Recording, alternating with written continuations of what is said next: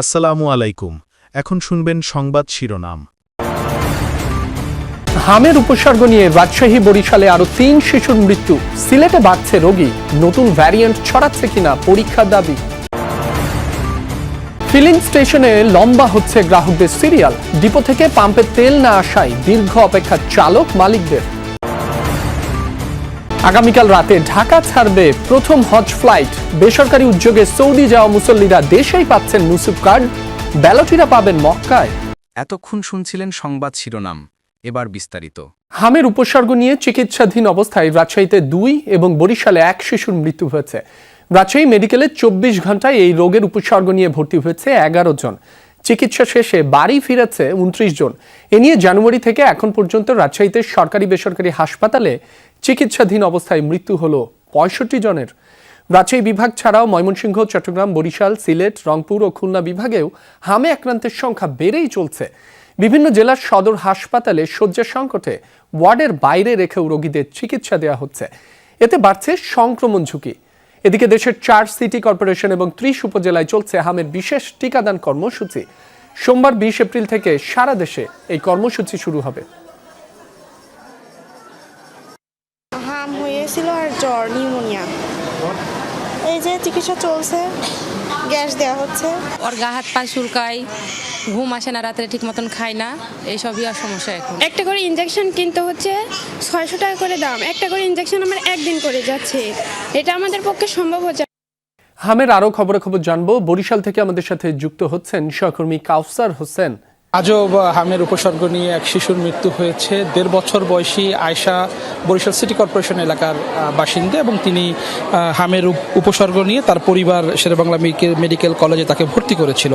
এ পর্যন্ত এ নিয়ে বরিশাল বিভাগে ১৮ জনের মৃত্যু হলো এবং এর মধ্যে ৩ জন হাম নিয়ে নিশ্চিত হামে মারা গেছে এবং ১৫ জন হামের উপসর্গ নিয়ে তাদের মৃত্যু হয়েছে। এবং গেল ২৪ ঘন্টায় বরিশাল বিভাগের ৬ জেলায় বরিশাল শেরেবাংলা মেডিকেল কলেজ হাসপাতাল সহ ১২৯ জন হামের উপসর্গ নিয়ে স্বাস্থ্যকেন্দ্রে এসছে এবং চিকিৎসক দেখার পরে ৮৬ জনকে হাসপাতালে ভর্তি হওয়ার পরামর্শ দিয়েছেন এবং চিকিৎসকের পরামর্শ অনুযায়ী ৮৬ জন বিভিন্ন হাসপাতালে ভর্তি হয়েছে। এর মধ্যে বরিশাল শেরেবাংলা মেডিকেল কলেজ হাসপাতালে ভর্তি হয়েছে ৩০ জন এবং এ নিয়ে বরিশাল বিভাগে ১০০৮ জন হামে আক্রান্ত বা উপসর্গ নিয়ে আসা যার শিশুরা বরিশাল বিভাগের বিভিন্ন হাসপাতালে চিকিৎসা নিয়েছে। তবে এখানকার যারা চিকিৎসক বলছেন তারা বলছেন যে এই মৌসুমটা হামের জন্য এই শিশুরা হামে আক্রান্ত হয়ে থাকেন এই মৌসুমে এবং যারা টিকা নেননি বা বিগত দিনে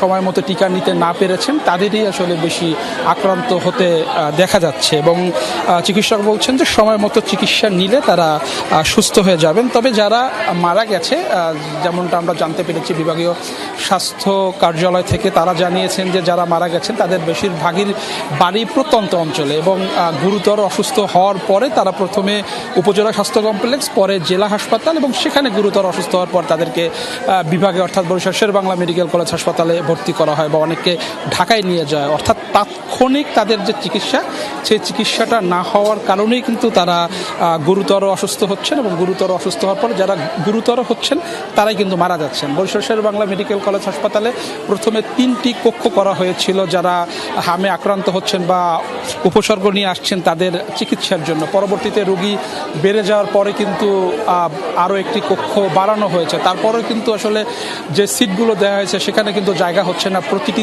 সিটে ৩ জন করে শিশুকে চিকিৎসা দেওয়া হচ্ছে।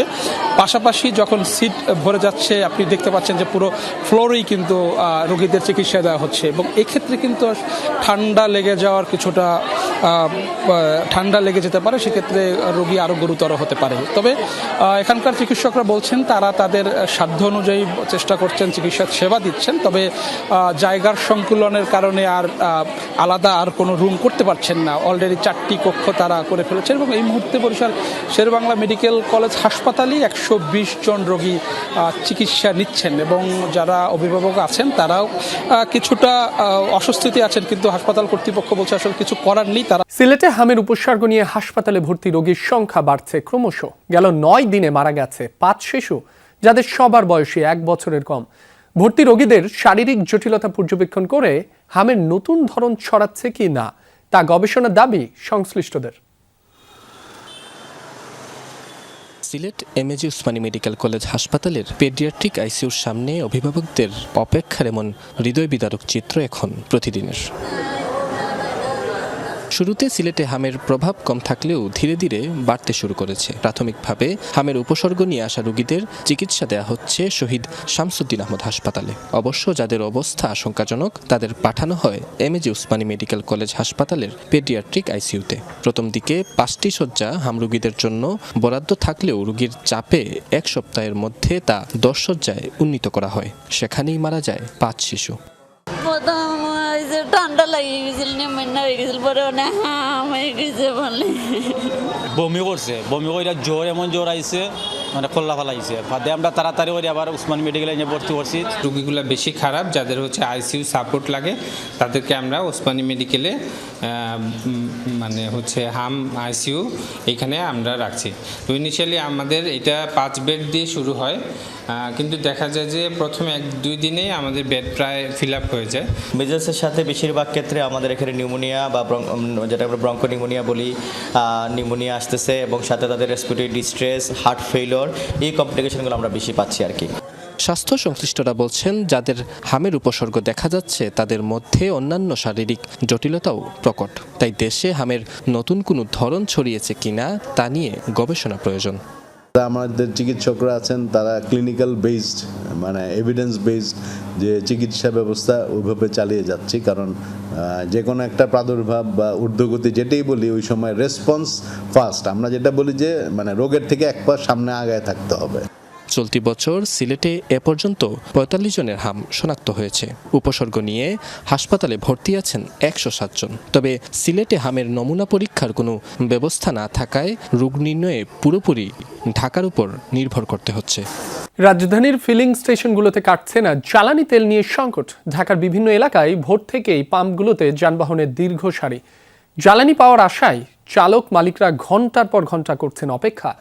অনেকে জানালেন গত রাতে পাম্প বন্ধ থাকায় তেল নিতে পারেননি তারা, তাই রাতভর পাম্পের সামনে অপেক্ষা করে সকালে সিরিয়ালের প্রথম দিকে থাকার চেষ্টা করছেন। তাতেও মিলছে না নিশ্চয়তা। তেল সরবরাহ নিয়ে স্পষ্ট কোনো তথ্য না থাকায় ভোগান্তি আরও বেড়েছে। যান চালকদের অভিযোগ, সকাল হলেই ভিআইপি সিরিয়াল নামে আলাদা একটি লাইন তৈরি হয়, এতে বঞ্চিত হন সাধারণ মানুষজন। তবে পাম্প কর্তৃপক্ষ এই অভিযোগ অস্বীকার করেছে। জ্বালানি সংকট দ্রুত নিরসনে কার্যকর পদক্ষেপ গ্রহণের দাবি তুলেছেন তারা। পাশাপাশি কোথায় কখন কতটুকু তেল সরবরাহ করা হচ্ছে এ সংক্রান্ত তথ্য স্বচ্ছভাবে প্রকাশের দাবি জানিয়েছেন ভুক্তভোগীরা। আজকে ভোর 4টা থেকে চেষ্টা করতেছি তেল নেওয়ার জন্য। অলরেডি 2টা পাম্পে দাঁড়াইছি, সেখানে সিরিয়াল যখন আমার শেষের দিকে আসে সেই মুহূর্তে তেল শেষ, তারপর আরেকটা পাম্পে আসছি। মানে রং সাইড দিয়ে এসে ঢুকে আর আমরা বসে থাকি 5 ঘন্টা।